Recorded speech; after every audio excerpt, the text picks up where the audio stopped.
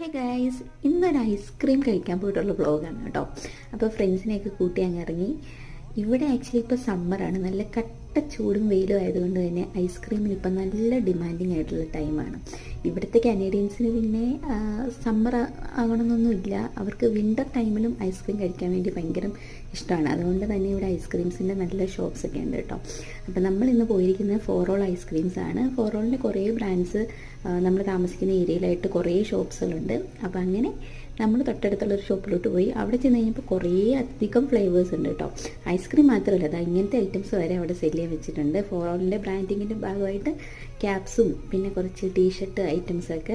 അപ്പോൾ കുറേ ഫ്ലേവേഴ്സ് ഉണ്ട് കേട്ടോ. നമുക്ക് ഇഷ്ടമുള്ളത് നമുക്ക് ചൂസ് ചെയ്യാം. പിന്നെ കോണിലായിട്ട് നമുക്ക് വേണമെങ്കിൽ കിട്ടും, അല്ലെങ്കിൽ നമുക്ക് കപ്പിലായിട്ടും കിട്ടും. അപ്പോൾ സൈസ് നമുക്ക് ചൂസ് ചെയ്യാം. അപ്പോൾ അങ്ങനെ നമ്മൾ ബർത്ത്ഡേ കേക്ക് എന്ന് പറഞ്ഞിട്ടുള്ളതാണ് എടുത്തത്. ഞങ്ങൾ 3 പേരും സെയിം ഫ്ലേവറാണ് എടുത്തത്. അപ്പോൾ അങ്ങനെ അത് കഴിച്ചിട്ട് ഞങ്ങൾ നേരെ